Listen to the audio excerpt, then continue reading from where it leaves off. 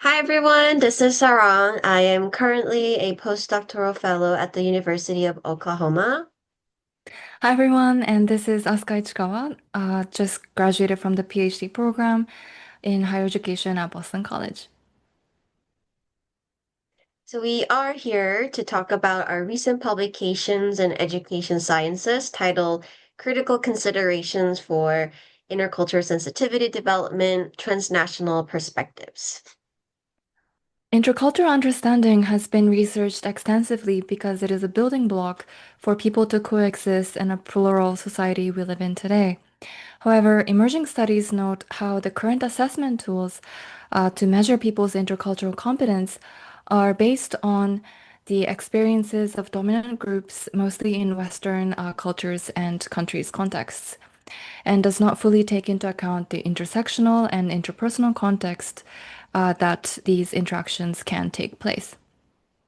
And what is of special relevance to the RIS community and those who work with international students is that our conceptual paper focuses on the intercultural sensitivity or competency development for transnational persons. And in our paper, by transnational, we mean those who grew up in multilingual and multicultural environments and or those who have cross-cultural experiences in their educational journeys, such as by being international students. And we are motivated to write on this topic together because we identify as transnational individuals ourselves. And in my case, I was born and raised in Japan, but I grew up in a mostly bilingual environment. And I became an international student when I was 16, when I went to Canada initially for secondary school and then to pursue a bachelor's degree there. I returned to Japan after graduation, where I navigated quite a lot of reverse culture shock academically and also in professional settings.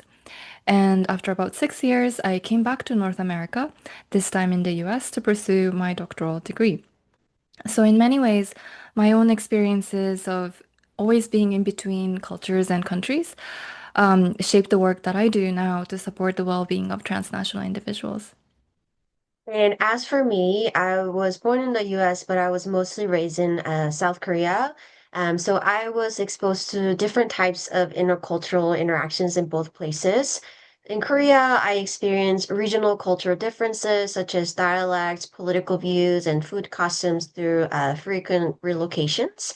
And moved back to the US at the age of 19, where I completed my senior year at a public high school, then attended community college, and later at a public university. And from those places, I encounter racial, ethnic, and linguistic diversity that further deepen my intercultural awareness and sensitivity. And because of these experiences, I am inspired to work as a scholar practitioner and to think about intercultural sensitivity in ways that honors transnational experiences. And this is just our geographic map of where we've been, so that's kind of what it is. And then for our study, we focus on our critical reflection on Bennett's developmental model of intercultural sensitivity, also known as DMIS, because this is a widely used conceptual model to design intercultural competence assessment tools, such as intercultural development inventory or continuum. In short, it's IDI or IDC. And in broad brush strokes, DMIS explains how people develop intercultural competence, which is defined as the ability to think and act in interculturally appropriate ways. But we want to note that we use the word sensitivity in our paper to encourage a growth mindset rather than seeing this as something that has definitive and endpoint of mastery. And as you can see here, there are 7 stages in the MIS, starting with denial, defense, minimizations, acceptance, adaptations, and integrations. And IDI does not include integration because it is conceptualized as a characteristics of an identity that can manifest across the stages. And while we believe assessment tools such as IDI can be helpful to design targeted interventions at institutions such as university to promote intercultural competence of individuals and the community at large. And although IDI is not strictly a linear model, it can be regarded as one of the stage theories used in health sciences. And we argue that there's a risk when people and institutions become fixated on the stage progression of intercultural competence without accounting for context and people's prior transnational experiences. And to address this gap, we created our original conceptual framework to reflect on DMIS. Specifically, we discussed the potential integration of transnationalism, relational ontology, and intersectionality. Transnationalism is the first framework that we use, and it refers to the in-between spaces between cultures and how people who grew up in such environment may have come to have hybrid cultural identities, and they tend not to perceive cultural differences from the perspectives of polarity, which is different from the first stages of DMIS categorized under ethnocentrism. And next, we challenge the Western individualism that is embedded in DMIS. And we do this by incorporating a relational ontology, which is rooted in the East Asian indigenous ontologies, where we conceptualize self in relation to other living beings. According to International Migration Organization, over 40% of 115 million migrants around the world are originally from Asian cultural upbringing. And so, as such, it made sense for us to use this ontology. This is because communication is fundamentally a relational activity, and the intercultural competence demonstrated in the interactions would ultimately depend not only on that of the person in question, but also it can be impacted by the degree of reciprocity in the intercultural understanding between or among all parties involved in this interaction. And finally, we use the lens of intersectionality to note how power dynamics stemming from the intersectional identities among those in communication can shape the overall intercultural experience and the degree of competence that is manifested by the person. And what might be salient for the experiences of transnational persons may be the presence of power dynamics at multiple locations that they are situated and navigating them simultaneously. And as a disclaimer, our conceptual paper does not intend to critique the accuracy of the IDI assessment tool.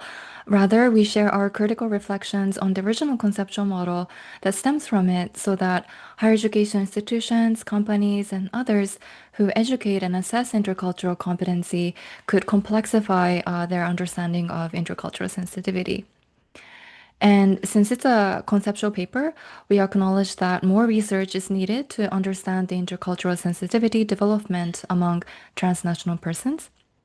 And so, by all means, we're not really claiming here that people with transnational experiences naturally master this interpersonal skill. Nevertheless, our processes and experiences can be different from the phases that people are assumed to undergo according to the mainstream DMIS. And so we recommend that the universal application of this model needs to be treated with caution among researchers and practitioners.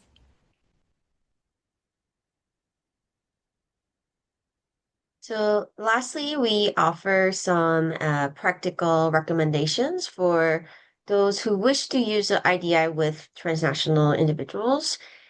First recommendation we have is that we encourage practitioners who are already using the tool in their program's initiative to critically evaluate how well their use of the tool reflects and responds to the lived experiences of transnational individuals.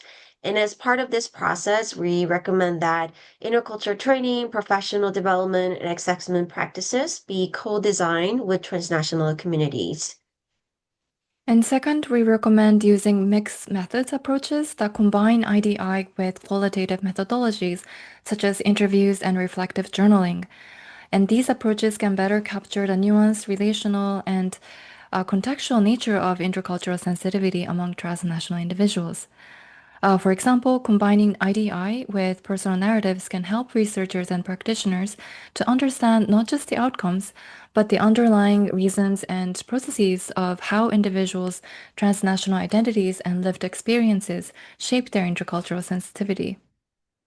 And lastly, in addition to improving how the IDI is used, another option might be the adoptions or development of new intercultural assessment tools, specifically designed to reflect the complex realities of transnational life.